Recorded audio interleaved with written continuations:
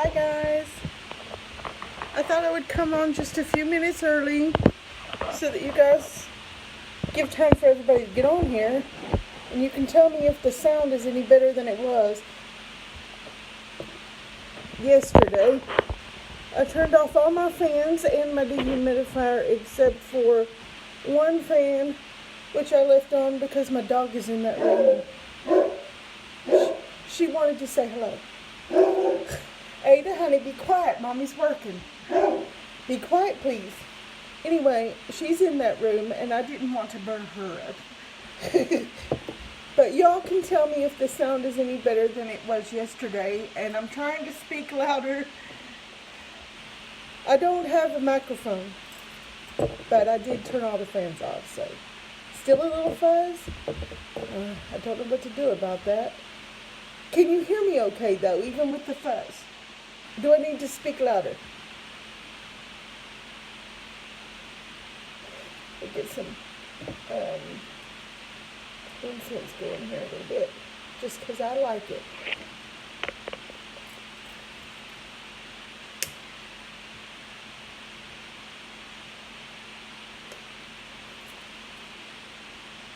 Still a little fuzz. What to do about that?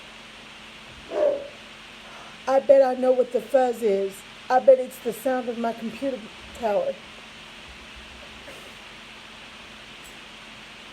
You reckon? That I can't do anything about. Yes, you can hear me? Good.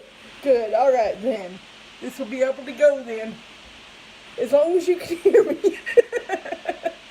That's the important part. All right, we'll give people a few minutes to get on if they want, because it's not quite 7 yet. Let's see what time it is. Oh, but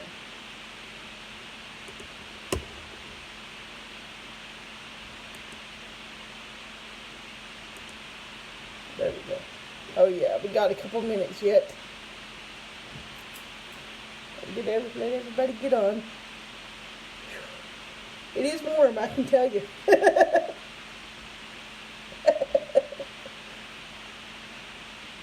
Hello, everybody. Welcome to the Apartment Rouge. Welcome to my living room. We'll be starting shortly. Got some patchouli incense going. Y'all can, if you see smoke, that's what that is. So y'all can enjoy the vibe. Helps put me in the vibe too. Thank you.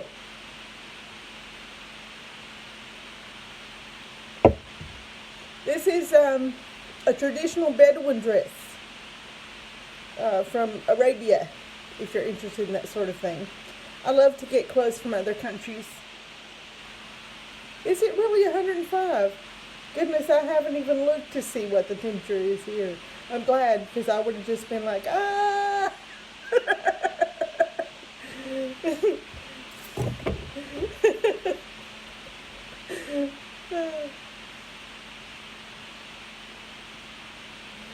It's sunset, so the lighting will change as we go through this.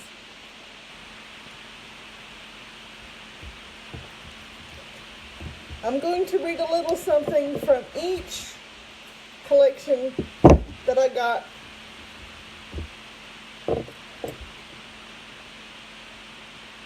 I may have saved too many poems. We'll see. I've never had to read for a full hour before. So this is new for me.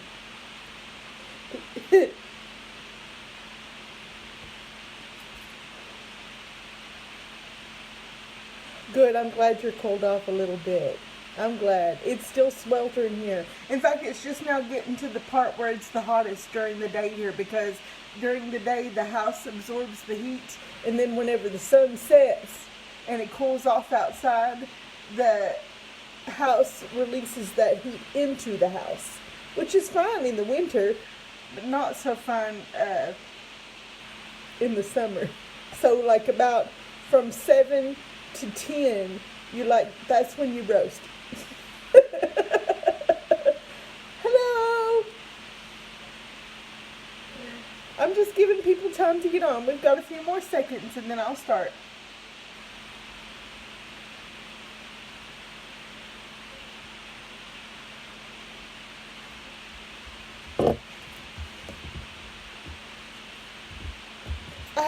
decided what order I'm going to read these in. Hello, Byron. I haven't decided what order I'm going to read these in. I'll probably just wing that part. I don't think it really matters, does it?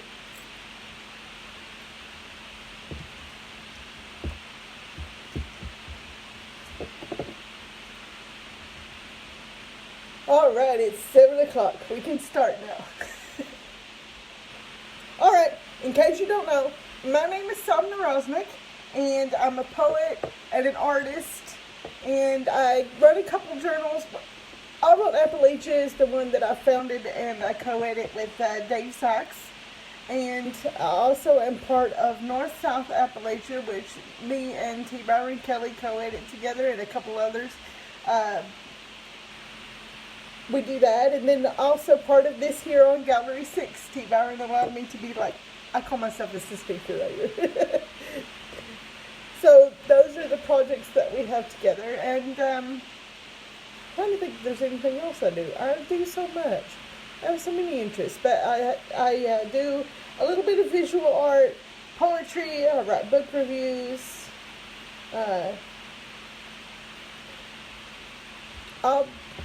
I write a lot of different stuff, but that's my main stuff that I do. Sometimes I sing a little bit on my Instagram just to embarrass myself. But that's what I do. The About Appalachia easing is because there wasn't a whole lot of outlets. There weren't a whole lot of outlets in Appalachia for experimental writing, and so see a need, fill a need. So I filled it with that journal. We're getting ready to do a special issue called the Yes Abled issue. I'm getting ready to get the schedule back together. It kind of went on a hiatus earlier this year when the whole world went into quarantine, because when that happened, of course, there were more people online than there were before, and the internet kind of tanked a little bit. So I'm going to try to get that schedule going back again, and we'll have the Yes Abled issue, which is a special issue that will live permanently on the website under the special issues tab, and it is for poetry, art, and short fiction by disabled writers or by able-bodied writers writing on disabled themes. But please do so with sensitivity. If you are a disabled writer, you don't have to write on disabled themes. You can write about anything. But that's something that I'm wanting to do special. And then we have our regular issues too. North-South Appalachia does like a snapshot of what's going on right now with the Appalachian Renaissance throughout the entirety of Appalachia, from Maine all the way down to Alabama. And we try to do that in one place, showcasing the poetry and the art. And then, of course, what Gallery 6 does, which is art, poetry, music, I think photography too. Mostly an Appalachian focus, but not limited to. All right, the books that I have put out, this is my debut collection. I'll start with it. Called Following Hope. Came out in 2007, I think. And you can get it on Amazon. You can get all these on Amazon except for Marrow, and I will tell you how to get it. And the first poem I'm going to read is a perennial favorite among Appalachians. I'm going to read The Bearded Prophet. And this is sort of about mountaintop removal and sort of like a personal odyssey type thing. The Bearded Prophet. This dumb hillbilly has a few more things up its sleeve, and it'll make a go of every one before it rolls over. We all say things like that to fill the dull hours, and only we know we mean it. I've seen only a handful give up before they're really beat. Clock rings out the hours. I'm used to insomnia. That's when the images creep in like a hall of mirrors until the screen rolls. I lost my place. Okay, until the screen rolls with inertia, nausea, and I want to scream, "There are too many images here!" That's when he laughs, his cockeyed smile on backwards. "What is it you're afraid of seeing, girl?" "A golden ball corroded, a dream beyond reaching," I breathe. He laughs again, and I know that I will see it. Looking through my small window on the world, a crock pot boiling over and unattended, I am drawn within. It is a nightmare from which we cannot wake alone. Oh, scream! In you there is only surface relief, like veneer that cracks under the first test of strength, tinsel-covered, crinkled to a wad. Don't examine, don't investigate, don't question. They encourage numb credulity. On our knees we pray to whom they say, and fold hope like origami. The paper bird can fly at will and examine and investigate and question until it's blue in the face. It is companion to the bearded prophet who still totes his son, the end of the world is near, from whom we turn away when we pass, with no other excuse than that they told us to. Strip mines open above us like deserts on top of green mountains, like beacons for the eyes, like wounds that we all carry, eyes brimming over the weight of the world. My grandmother's blind neighbor used to visit, sit pensive in the living room and touch our faces gently, eagerly, taking in every inch, saying she could see how much we'd grown, the frustration of it on her tongue like spittle clinging. The general feeling worldwide was embodied there. Anger, ready to break violent, gives no relief. Like thunderstorms over Indiana, we swayed like a field of corn, helpless and terrified. When will the gales be finished and blown out like our hearts? Don't breathe, just wait. I'm looking up into the hell, praying faster than my lips can keep up with. Hope resides in higher places, and I reach for it. My limbs feel like they're separating. It's there, but I can't reach it tonight. Frustration like spittle clinging. Maybe tomorrow my hope will cling and grow.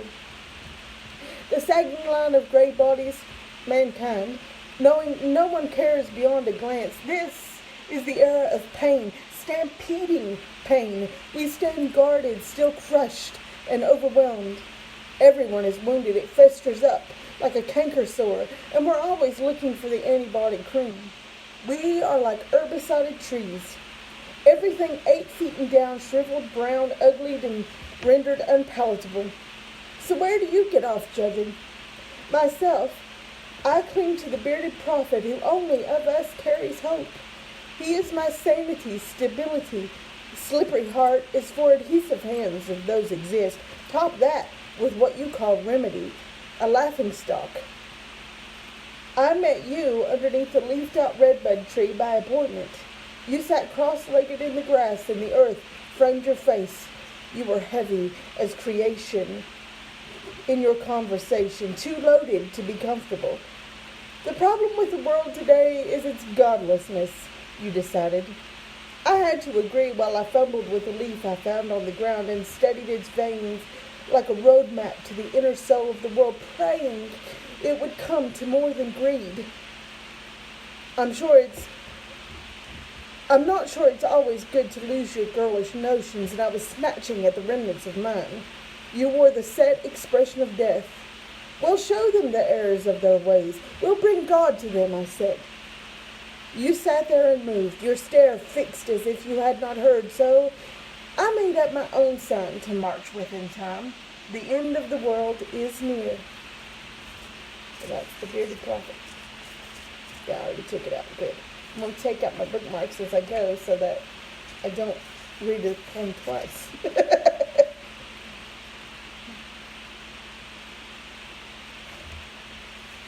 See if we got a shorter one saved. Ah, yes. Okay, dark.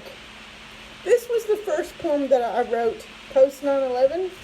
I was, how everybody rushed to make a 9/11 poem? I didn't do that because it felt cliched in the moment and kind of forced. I kind of just let it come out organically. And this was the first poem I wrote post 9/11. Dark. It can't be more than a poem. This time that passes like ants and the suffering it marks behind other doors in other cities. The pillows smell of urine. There is only one explanation for it. Sleep is a restless creature when humidity makes the bed. This mind of dualities, of hypocrisies, is mine for whatever it's worth. I make no excuses. I apologize too much. Clothesline thoughts on an evil night, a post 9/11 night, a hard onyx night, holding knives, but choosing not to use them.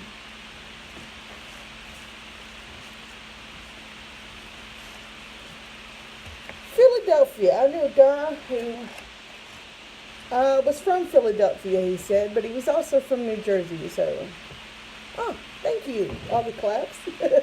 I'm not seeing all the comments because the phone is so small, but when I do see them, I will try to acknowledge. Plus, I'm reading. But when I do see them, I will try to acknowledge them. I really appreciate you guys watching. Anyway, it was hard to figure out exactly where he was from because he would talk about Philly a lot. He would talk about New Jersey a lot. Well, one day I was on a bus on my way to tour New York, different parts of New York, and the last day was the city itself. And we ended up getting lost on the way there, and it took us literally 24 hours to get there. It's a whole story, and it's actually hilarious now, but at the time it wasn't so funny. But it's hilarious now. And we ended up driving through Philadelphia when we were actually supposed to go through Pittsburgh, I think. And I remember thinking that Philadelphia was so huge. It felt like we drove through it forever. There didn't seem to be a whole lot of big buildings, at least not the parts that we drove through, but it just went on forever, and it was so densely populated. Anyway, that's where this poem comes from. Interstate blistering earth like perspiration of the sun, tears from the moon hardened by apathy. I'm thinking of you. I-95, so this is Philly. This elongated smear, cold black fingerprint on glass car on my heart. Every window, an unblinking, bloodshot eye entering me. Yeah, that was an interesting bus ride. It wasn't my only time taking a bus to New York, but it's the one I remember the most for obvious reasons. I think we even hit a deer at one point. It was crazy, that bus ride. Anyway. Okay, Valhalla Blue has a whole story to it, too. Thank you, Lori. Valhalla Blue is inspired by several things coming together. If you're familiar with the photographer Anton Corbijn, his book, which I think is now out of print, it was called 33 Still Lives, and it was photographs of different celebrities, but it was all done in a kind of blueprint, which at that time, I think he was the first person to do that. Now you can get that setting on your phone and take any picture you want with that blue tint, but I think he was the first person to do that. And I was fascinated by those photographs because, for one thing, they were very candid of these celebrities, and they were photographs of celebrities in positions that you don't usually see celebrities in, and that deep, deep blue that, well, even your filter on your phone doesn't quite get the same blue. So it was that, and there was a song called Your Blue Room from the name of the album was Original Soundtracks 1 by The Passengers. The Passengers, though, were basically just U2 plus Brian, So it's gone down in in history as being a U2 album, because technically it was. They changed their name. I don't know why. It was an experiment, and at the time nobody even realized it was a U2 album because it was so atmospheric and experimental, the music was, and they used a different band name, and it kind of tanked. But now it's like a cult favorite, and it's extremely difficult to get a hold of a copy because there weren't very many, and it costs you a lot of money if you want a copy now. But it's like one of my favorite albums of all time because it's so out there. And anyway, Your Blue Room from that album, I listened to that song, and I have to say to my mom, thank you for putting up with that, because I listened to that song on repeat for literally 2.5 years while I was writing this poem. And also, I drew inspiration from several Led Zeppelin songs, most notably the Immigrant Song, to get this poem. And it did take me that long to write it. And then I got close to the end of it. Irish poet Michael O'D helped me edit it, because originally it was like 200 and some lines, and he said it was just too many images, it was overload. So he helped me to pare it down to the essentials and edit it. And then when we were just down to about being finished with it, I had my very first computer, and I was new to computers, and my computer crashed, and I had no idea how to back it up, and I lost it. I lost like over 100 poems. There were several that he was helping me work on. This was one that he still had a copy of on his computer and was able to email back to me. So it was saved, thank goodness. And it, to this day, it's one of my favorite poems of my own doing. It's called Valhalla Blue.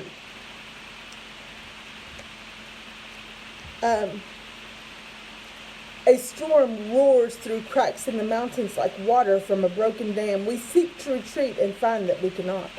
You try to find comfort in his face. That is all cut-out eyes and porcelain smiles. He slips away. Experience is a changeling. When he is gone, you remember it half clearly. Cloud shadows rippling on leafed-out mountains like hands. Hands, we are surrounded by hands. We were born here, but do we belong? I will let my pen dance like a Turkish belly dancer until you feel the texture of my language, the whisper of lust. Oh, cruel language, my head waits for you. Close the curtains, turn out the light, and teach me to believe in this love. Fill up the vacant, listless hollers of my childhood. Make me complete. Oh, good language, you are my safe place. Your eyes rush over me like horses, like ripples back and forth across your brow. Quiet descends like curtains in this room, closes out the cold, rain-saturated night. Don't say goodnight. Keep talking about anything at all. Your voice is solace, soothing in a chaotic world that spins too fast and will distract. Your voice is everything I need to keep alive this belief. Your tongue, like music, fills the emptiness of night. Wet leaves are hanging heavily all around you in a misty rain and a distorted carnival, a blue, manic Mardi Gras. Confusion is a muddy circus field, a clown mime continually following and mocking you. You are searching for what? A wood nymph in naked joy and sunshine in his hair? You don't know. Leaves keep falling, stacking up in sticky brown wilted mounds. With shuffling feet, you scatter and tread them down, shuddering in the uncertain light of a clouded over blue moon. You are as formidable as a Tibetan mountain, as sexual as Morocco, but you are as closed as China, whilst I, like a shut-in, thirst for more of your world. It's snowing inside this room, like someone turned it upside down, shook it, then set it bolt upright. It's brushing along the top of the black baby grand that you play on party nights in your eyebrows and eyelashes as you speak. I think it sounds like wind chimes when you laugh like that. If I were the ballerina in the music box of your throat, would you wind me up and watch me spin? La vita è bella. The world is like watercolors, green and gold, running down and together like tears on the earth's face, grasping, sliding down a window glass, barely noticed, undocumented, unfelt. You are stretched out like a dulcimer's plaintive whine, watching the fish tank light reflecting images on a far wall. You say you see belly dancers wearing blue musical beads and borrowed bracelets. In my dreams afterwards, I am walking on water slowly in a circle of mottled light playing through the leaves of dark green summer trees. In the distance, bells ringing in harmonic melody whilst I speak Irish in an undertone, as if my private poetry, and marvel at the brightness of the morning. Where is home? Language that is chameleon, this passion which is mortal, addictive. She grew up amid amateur paintings and yellow walls, a leather-clad muted blue star. The mirrors on his clothing make it hard for her to see him, but he's there. Maybe he's there. Like bananas and lemons on the dark kitchen counter, a still life with hidden meanings. Hope, perhaps? Sometimes when you speak, I think I can hear the sound the sea makes, slapping, crashing against the cliffs of Moher, splitting into myriads of colors, letting in the light. And I don't tell you when this happens. You'll only roll your eyes and miss the point entirely, so I tell it to the crickets, who sing it back to you while you sleep. Certain mothers tell their children it is the rain that impregnates, not the dream. It was not the rain that impregnated me. O child of my womb, unborn, it was hope for something more than existed. This poem.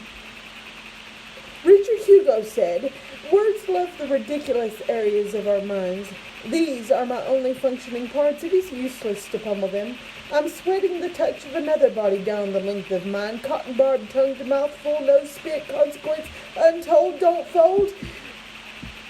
But the word has gone away. Limitless a joie d'art is this feeling. She can only grasp it as though fragments of ancient parchments, peacocks on stained glass entries, and the finality of blue and green colors wafted by the light through these and painting her permanently. Dazzled and disoriented by the spear of sun on the thin, burnt biscuit skin of New Jersey, she is humming a melody she only ever hears in dream and forgets she is supposed to feel safe with you. Oh well. The whistles fill up the ineffable... No, let me say that again. 10 whistles fill up the ineffable places between what we say and what we mean. Valhalla Blue. Valhalla, unredeemed from plunder. The treeless hills echo back our failures. Hearts keep calling out. Slipping under what seems to be, he is swimming in a light refracting sea. His hips ring like bells. You wake in a room with Romanesque statues in a circle, which are draped with watercolored fabrics to hide their nakedness. Left behind, you are groping to recapture that light. It's all about shattering mirrors to let in yellow daylight. It's all about learning who you are. Do you know me? Your watercolored smiles and gypsy-clad habits are a worn-out delight. Still, I'll keep coming back. Always, I'll come back. Oh yeah, I still have nightmares about that bus trip too sometimes. But whenever I go to tell the stories, it's so funny now.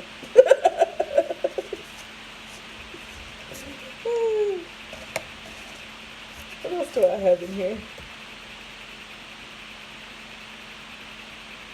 I'm so glad that poem was saved. You can see that there was so much work went into that. I mean, it was like literally 3 years of work, I think, before it was completely finished. And so whenever my computer crashed and I lost it, you can just imagine the scene at that moment. I was like, oh, my world has ended. My life has ended. Plus, whenever you're younger, you know, everything is much more dramatic than it is when you're older and you know that life goes on anyway. Ah, thank you. Burnt biscuit skin of New Jersey. I like that line too. You know, I read some of these poems back sometimes after years and years and years later, and I'm like, that came out of me, you know? But then I realized, no, it didn't really, because, you know, once you get the poem written and you publish it, and it's out there in the public for all the world to see, it takes on a life of its own, kind of like a child, and they outgrow you. And they do what they want. All right, budding. This is called budding.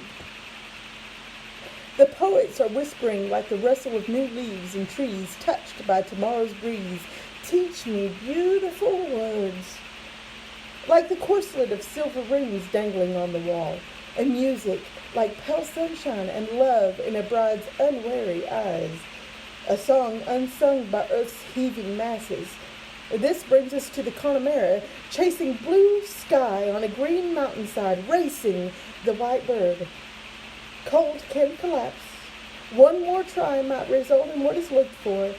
Teach me beautiful words. For hearts oppressed, one hope in an outstretched hand, like maize, like rain, like poet's subtle dribble upon an ear, a wake-up call, a palm uplifted. A white bird and a Connemara. I probably should have said before I read that, and it came up in another one of the poems I read in this collection. I talk about a white bird a lot in my poetry. I know that for most people, the white bird is peace, or it could be love. I tend to use it to stand for hope. Love is the most important thing for human life, but hope is the second most important thing, because if you don't have hope, then you'll just lay down and quit, right? So that's kind of the idea that I had in mind around the symbolism of the white bird. And that's why on the cover of this book, there's a bird. This was a accidental shot. I found this on, I don't remember the name of the site. It might not even exist anymore. Wait, let me think. DeviantArt. Somebody on DeviantArt posted it, and they said they took it by mistake. And I was like, can I use that for my book? Because it was perfect. And I'm glad they let me do it. So that's everything from the first collection. This, Marrow. This particular copy doesn't look great. It's my personal author's copy, and it's been through the mill. This is Marrow. It's a homemade book that I made. And all proceeds for it go to support St. Jude's Research Hospital. If you order one, they are numbered, which this one just says author's copy 1. But the one you will get will be numbered, special edition type thing. And if you want one of these, you have to contact me. Personally, you can do that on Facebook, LinkedIn, Goodreads, any place where they allow DMs. You can, even on my blog, I have a contact thing on my blog, which is called Unmuted Blue Star Muses. Now you know where that comes from. Where you can get one of these. And this book right here, this little homemade book, is a very, very small collection of poems about my nephew's cancer journey. And all of them are based on true events that actually happened while he was fighting his cancer. This book was published in 2013. There's only 100 copies, but there are still some available if you want them. This poem, and names have been changed to protect the innocent. Seeing as how these were real people, I didn't want to invade their privacy by putting their real names in here. But the name of this poem is Mrs. Albunina. She is alone. She is always alone. Her skin is beautiful like polished copper, golden in the sun, soft as liquid. She wears muslin dress, usually blue or brown with matching headdress. No face veil. She is apprehensive. I pretend to read, but watch her. My nephew settles into his room. He shares the anteroom with 5-month-old Olivia. Now, that's a name I did not change. That's because she was 5 months old. I didn't think it would do her much harm. He shares the anteroom with 5-month-old Olivia. She's been here since she was born. There are no adults to care for her. The nurses do everything, even playtime. We learn to wash our hands meticulously, up beyond the elbow, and before it is over, it will be habit. We will always wash our hands like this. Cincinnati Children's Hospital, 5th floor, Bone Marrow Transplant Unit, 2009. We are here from all over the country, all over the world. This is the best hospital in the U.S. for this. We suffer together. She's eating. I recognize hummus and bread. She looks especially burdened with sorrow today. I close the laptop, walk over. She is surprised. I like her headdress, I say. Thank you, she says. She smiles, but not her eyes. I love the colors, I say. No reaction. I say, you have family here as a patient? How long have you been here? She shakes her head. I understand. Think fast. What does she speak? Arabic? I don't know enough Arabic. I point in the direction of the patient's rooms, then at my watch. How long? She understands. I wait. She finds the word. January.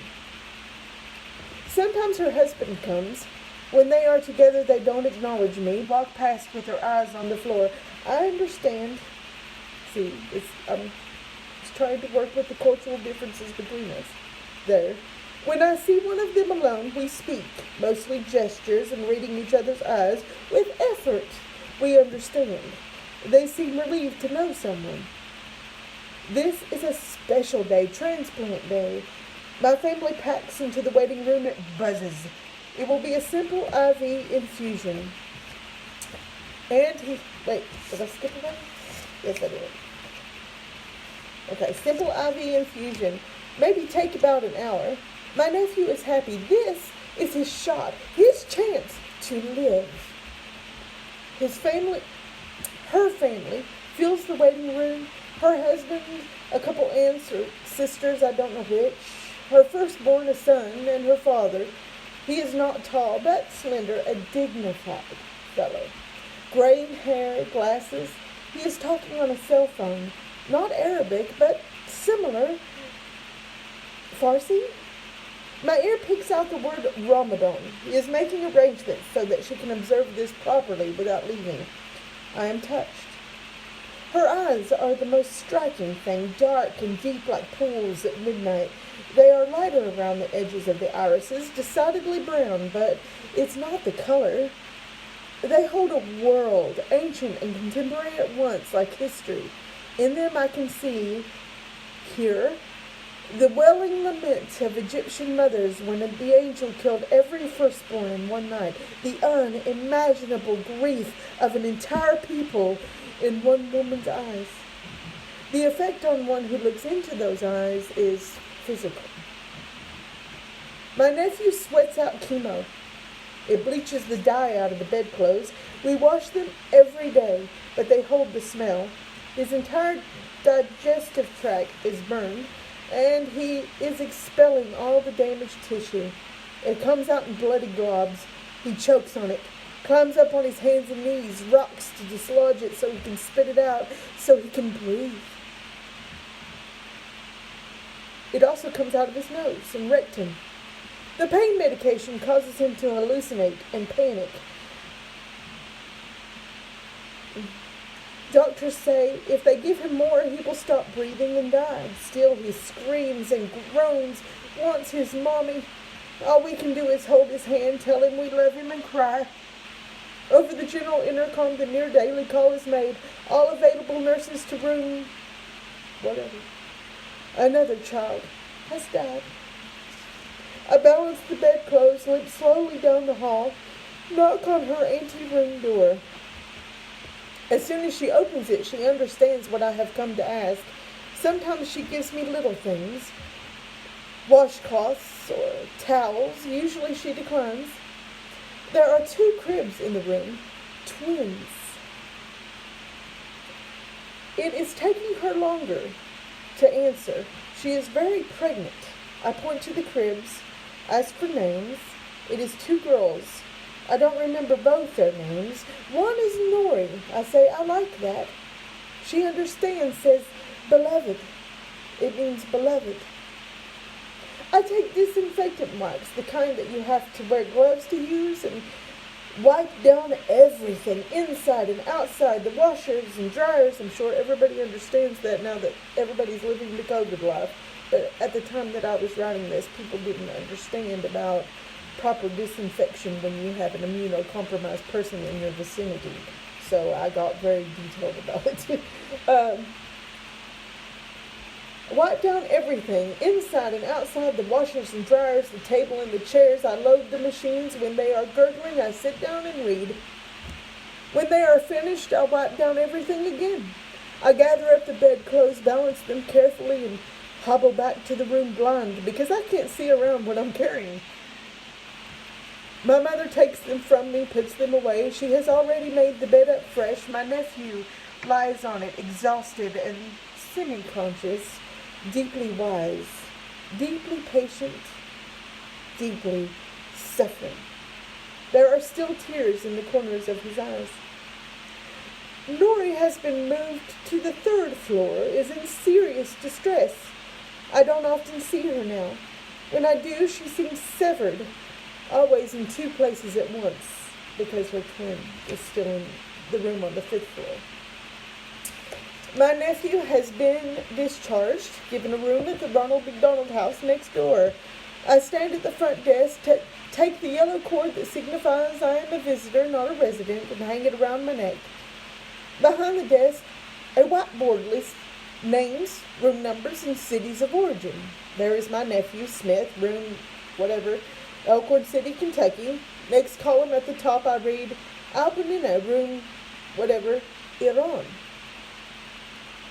Is her husband. Farsi, then.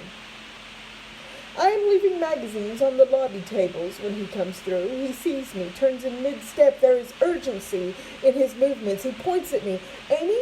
Yes, I say, surprised that he remembers my name. Beloved. It also means beloved. Nori died. He holds up 2 fingers. 2 days ago, I say. He nods. I want to vomit. I whisper, I'm sorry. He points to a cell phone that he is carrying. Giving birth in hospital with the living twin. Gotta go, he says. I nod. He runs out the door. There is a Middle Eastern fable. I read of it in a book. It is about snow. Snow represents the silent suffering of womankind. I know I will always think of her when it snows. I know my nephew will die. I know my eyes will look like hers. So, that's that. And here's a picture of my nephew. That's a true story. I'm surprised I got through it without crying. I usually don't. Okay, now we're going to move on to lighter things. Just shake it off. Shake it off. If you can. Those of you who have been through the childhood cancer experience, you may not be able to shake it off. I should have given you a trigger warning in the beginning. This is my 3rd collection, Rabbit Hole. Also available on Amazon, and this is my original digital art. These are found poems, mostly, and if you get the book, there are extensive notes about where each poem comes from, about the sources, if you're interested in that. This one is called Also the Last Veil, and how I wrote it was, yeah, I imagine it did just kill you. I'm sorry. It was hard for me to read it too. I almost did cry a couple times. I'm shocked I got through it without doing it. This is called Also the Last Veil. And what I did to come up with this poem was several names. What is his name? I do this sometimes. Names and nouns. And since I read somewhere that grief does that to you. It can cause you to forget names and nouns. And ever since my nephew died, I've had that problem off and on. And I just read that poem, so now I can't think his name. Andrea Bocelli. There you go. Andrea Bocelli's songs, they're like Italian love songs. I picked out a few of his songs, and then I ran them through Google Translate because they're in Italian. And then I took the English that it gave me and made this poem, this found poem, Also the Last Veil. I already filled her, also the last veil. I remain to wonder what a mystery. I see the sea, the forest, rhapsody, and the soul departs. Would like to stay behind and pretend to fall. Here I will draw the day. What life is in there, it will escort you. Still remaining here with you, I will leave. Dream on the horizon and words fell at the windows. Show everyone ships across seas, countries which I have never. In silence we are listening, hidden among the waves. The voice of silence hadn't ever lost. Yes, Kyle and Pete forever. Oh, that's the end of Also the Last Veil, by the way. I should have given it a little time to sink in. This voice of silence hadn't ever lost. Let's see. What else do I have saved here? What's this one? Oh, poetry. Okay, this one. The origins of this one. I was taking an online class. I'm big into doing those online MOOCs where schools like Yale and etc. They're massive online open courses where you can do them for free. You don't get credit for them like you would if you actually paid tuition and went to a class, a physical class. But you do get the knowledge, and to me that's what really matters, because the diploma is nice. It will get you in the door of a job, but essentially it's just a piece of paper. The important thing is to have the knowledge. So I'm real big into taking those MOOCs because one of my big theories in life is that you should make a conscious effort to learn something new every day. It keeps your brain sharp. So I was taking a MOOC on Shakespeare. And one of the assignments was for us to write a poem based on a play, one of Shakespeare's plays, which I thought was kind of odd because the poems are plays, but okay. And so what I did was I took various lines from Romeo and Juliet, I think. I think they're mostly all from Romeo and Juliet. There might be a couple from another play, but I think they're all from Romeo and Juliet. And assembled them differently. Took them completely out of context, assembled them differently, and made a whole nother poem about it. And I didn't mean for it to, but it kind of turned out to be about poetry itself. Okay, so there's a word for that, but I can't think of it right now. Names and names. Okay, poetry. As a god somewhat mantic, much glorification of elementary thing, arm yourself. Your fantasies cannot survive. Wilderness sprouting repetition by him imprinted meandering masterpiece. Be advised, leave the figure or disfigure it in this kind consummation or lack thereof. A virgin love grow bold with his judgment.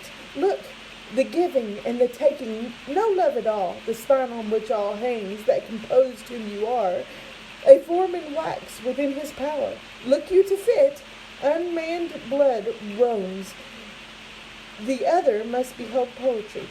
Security cameras, first lines are spying eyes. Love without sex, without love. Poetry a lesser god for maidenhood. Amorous rites choking flame, no consummation at all. Okay, obviously Shakespeare didn't write about security cameras. That's actually, I forgot that was in here.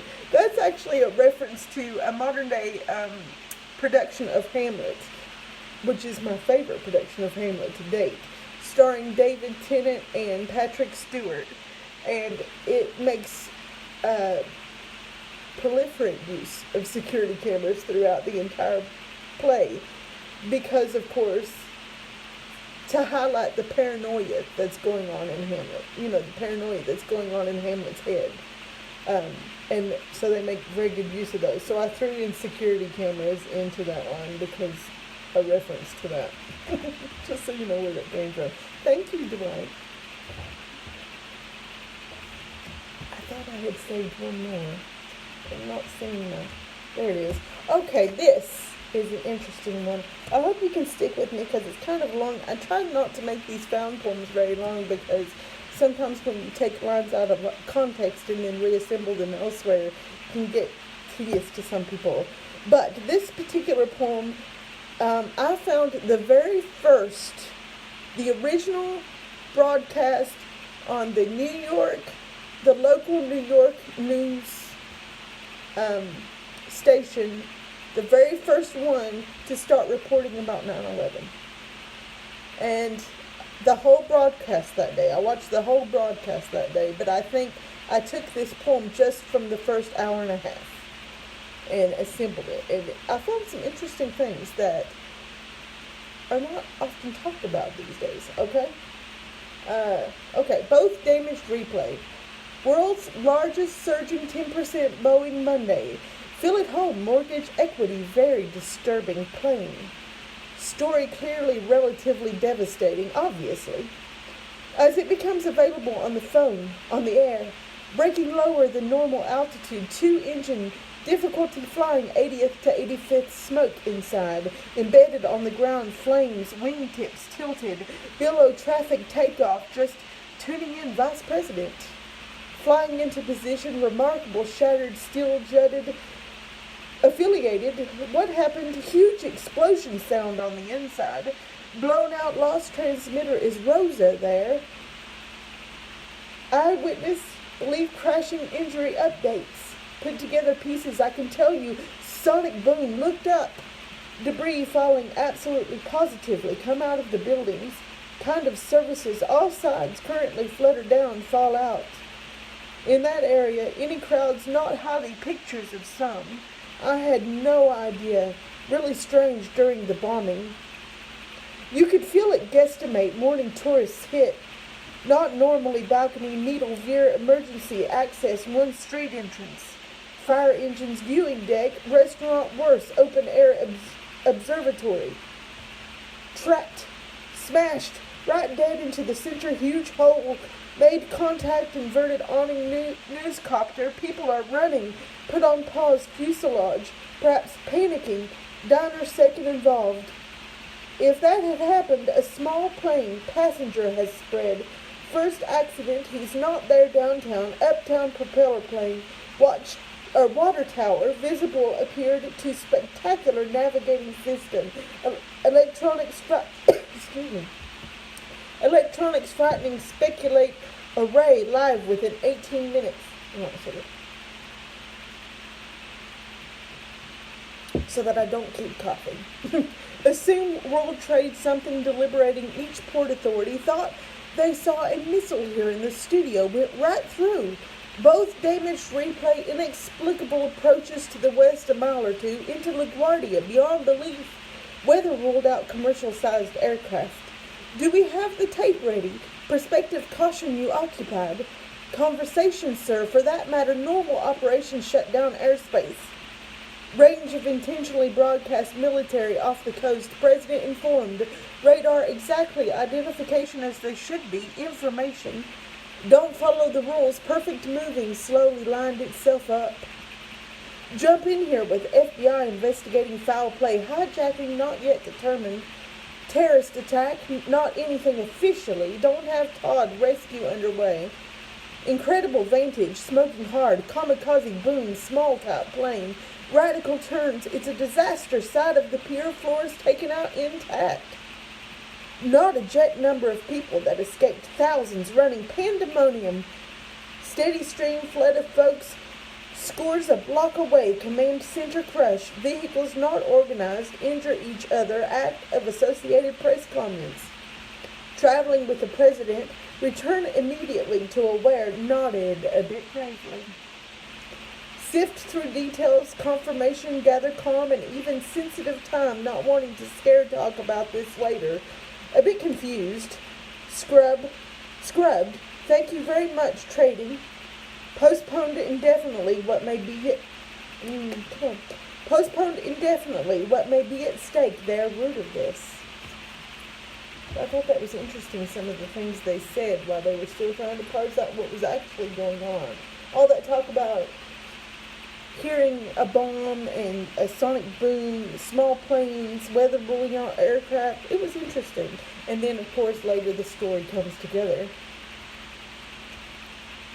But they were reporting and they didn't even know exactly what they were reporting on, so they were trying. It was unfolding. Alright, this is my second collection, Linger to Look. I accidentally set it in some water earlier. Maybe that won't show up on here. You can get this on Amazon too. This one is very much inspired by this book. By Babylon History. Yes, it was a confusing day. Very shocking day. I remember I was going door to door, doing my thing, and I would knock on doors, and I would be like, we're here to talk to people and share comfort with them because this is going on today. And they would be like, what are you even talking about? And I'd be like, go turn on your TV. Because I can tell you that you're not going to get through your life without knowing what is going on today. Alright. This is called Chasing Innocence. The horses of time pass over. The serpents of lies find their winter bed. Black crows on the meadow, black crows in the blues. When the prophecies wake, turn over and stretch. When the prophecies come like cold light welcomed, sorrow, pain, and shame will be irrelevant. What will we feed on then? Temporary traces of temporary faces we try to clean. Make love, prolong, and disguise the undisguised. Make innocence into something we can never get back.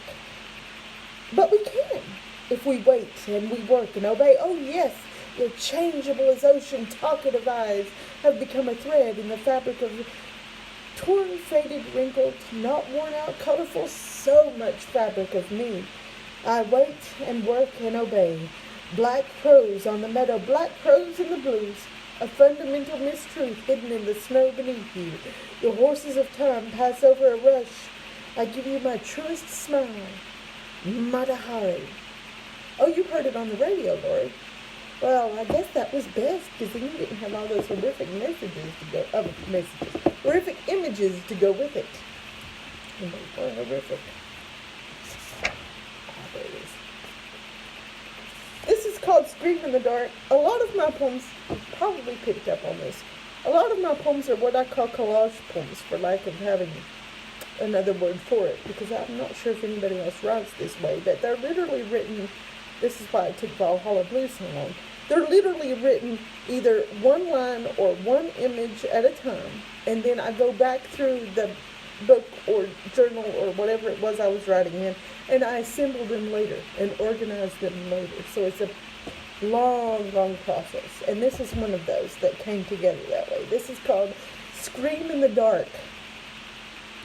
Man inherits the ancient sin, searching for strength at the broken places I live by breathing in and out, but believe I am capable of more.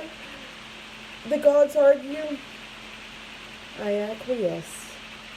Little makes free, nothing ever really imprisons. Eager but not unmindful, I seek the finger hold, making music with everyday words, snatching at graspables, patches of daylight, pieces of sod. Shattered dreams rise like smoke, overcharged nights with dim yellow lights, and always the not so subtle ache of hope. No more lightning, no more thunder. Please, are you listening?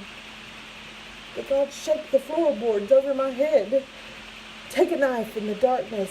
Red glint, anger glow of its edge to sever the blinding, to discover the lies. Stab, stab, stab, stab, stab at the blackness, and it weeps. The bloody evil weeps.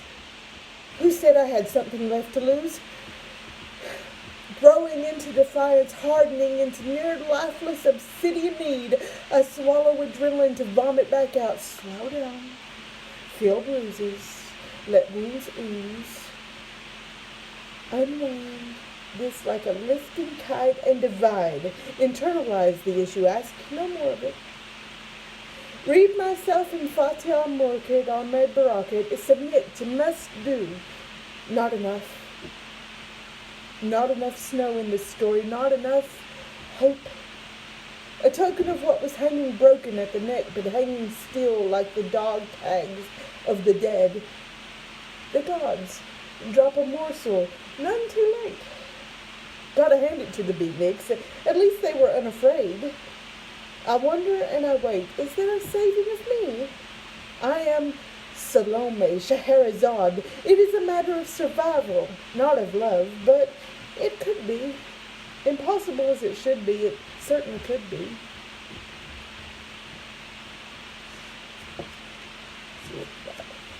Okay, this one.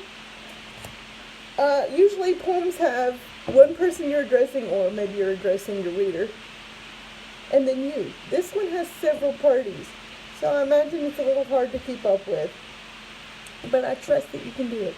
This is called Say No More Moon. The mateless sock as bookmark laughs at its own non-necessity. In my dream, I am pregnant by the same man she is. I cannot face this unreality. Who's to blame when you wake in hospital? And how long before the tongues are hung by their tongues like brooms used to sweep out closet skeletons? Jealousy of him, all but spoken, splits a hairline, fault line, rift between familials. Ridiculous. Emotional warriors, sans vacations. I continue to try to stand to make it through unreality, counting Chicago's to transcend. Bless, buoyed all a song. You are utterly tiring. I love him so much, fire and light. It is known and doubted only by those who have not yet loved or have become jaded. Jaded by choice as much as circumstance. Barter the moon for nothing's price. He is not a threat to her or them, but to you. Yes, to you. And you know it. I sound his name to ceiling like a soft offering, listening through each crisp, breathy syllable as if they were living things, triplets, biblical. She is monarch, matriarch, half mistaken, loved. You are hospitals, tongues, skeletons, and reality. You scrape away our goodness to claim as your own jealousy. Flat-footed and angry, you are seen. You are known. I wait. We all wait. Say no more, moon. Actively for him. He intones through fantasy to lead us to reality, one by one or all at once, with delicate hands and quiet, watchful promise. So much promise, fire and light. I'm dreaming this badly.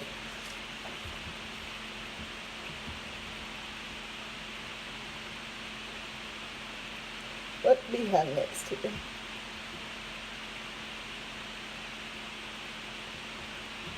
I chose these this morning and then immediately forgot what I chose. Yes, Barter the Moon. How dare you, right? How dare you? Okay, Rise Up This Dormant. This quotes quite a bit from T.S. Eliot's The Wasteland, but I reappropriate it. So it doesn't mean what he meant it to mean. Okay. There's also some biblical passages in here that are like Hebrew and Aramaic. Anyway, rise up this dormant. Thank you, Lord. The corpse that you planted last year in your garden, has it begun to sprout? Will it bloom this year? Resurrect this dormant hope in me. Rise up, rise up. Talitha Kumai, will you? I believed once when I ought not. Ought I not to believe again? Have you returned, not reborn, but matured? Is there redemption's incense in the air? Another one. I should probably write another one. I am contemplated, masticated, reverberated, but not assimilated. And you grind your teeth, Master Dodger, and you snore up waking dead that walk in light of day, candle eclipsed. I tried to hold you. Eli, Eli, lama sabachthani. Still I breathe. I believe. The resurrection of myself into something you became marks our passing in the ways. The magic notes encapsulate, relocate, subdivide, and insinuate. How strong a passage is your line? You speak names of places like deciphers. When shall I be like the swallow that I may cease to be silent in this violent hour? I am warmed, encircled by the bog water of sacrifice, and the bones wrestle like leaves. Rise up, this dormant hope in me. Okay, so Talitha Kumai, Jesus says that. It means maiden rise up when he's resurrecting Jairus' daughter, if you know that account. Eli, Eli, lama sabachthani, he says that when he is on the stake dying. It means, my God, why have you forsaken me? And there was something else here that I saw when I was reading, and I thought I'd better explain. Oh, Master Dodger. Master Dodger comes from Oliver Twist. So there's a lot of references in that poem. Oh, empires. This one is fun. I think you'll enjoy this one. Empires. She missed the trees, Nebuchadnezzar. She missed the life in them. Ancient Chaldean crescent moon, nose ring of gold over desert sand, singing silken sliver, hanging garden love. Who frets the iron will of Rome? That one's fun. There's a lot going on in that. It's not immediately apparent. Of course, Nebuchadnezzar, we're talking about the Neo-Babylonian Empire. Most people know Nebuchadnezzar because of his famous Gardens of Babylon. He also features heavily in the Bible. The interesting story behind the Gardens of Babylon, he had a wife, I'll say, because I'm certain he had more than one, because, the culture. He had a wife from Media, which was a mountainous, hilly country. Her name was Amethyst, Amytis. And apparently the legend goes, because they're not even sure that the Hanging Gardens actually existed, but they believe they did. The legend knows that she became homesick for her mountains because she's living in the middle of the Iraq Desert, what is now the Iraq Desert. And so he built her mountains in the middle of Babylon, the Hanging Gardens of Babylon. And then you've got the whole epic struggle, which Rome seems out of time and place there because Rome didn't come along until several empires later, but I liked it as a pun. Who frets the iron will of Rome? And of course, Rome is associated in people's minds with iron because they, of their unprecedented military prowess. But I liked the pun there. Okay, this is my last poem. I know I've read over an hour, I think. Yes. Well, actually, just barely over an hour. So I actually made it. I didn't know if I would have enough poems to take an hour. Like I said, I've never read for a full hour before. Okay, Rock Sharky. This one references some Middle Eastern singers, a Middle Eastern poet, some Middle Eastern drum lines, the names of certain drum lines, and the names of certain drums. But it's fun too. It's just for fun.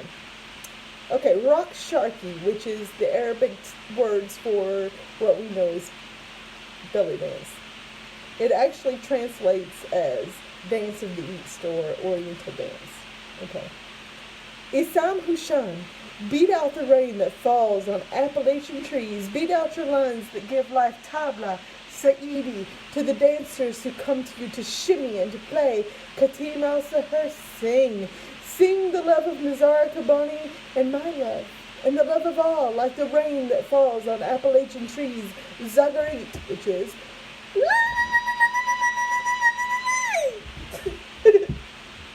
That's a poor imitation of Zagarit. I really can't get my tongue to move fast enough to do a proper one. That's my version of it. Thank you for joining me, and I hope you enjoyed this. It should be available once I go off here. It should be on the page permanently for you to share about if you like.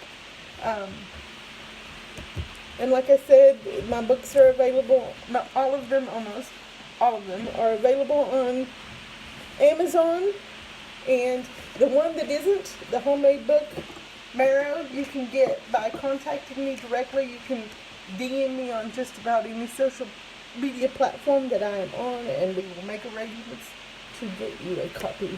And they are only $5 each one, and all of the proceeds go directly to St. Jude's. I bear the cost of shipping myself to help with childhood cancer research. So, thank you for joining me. Bye.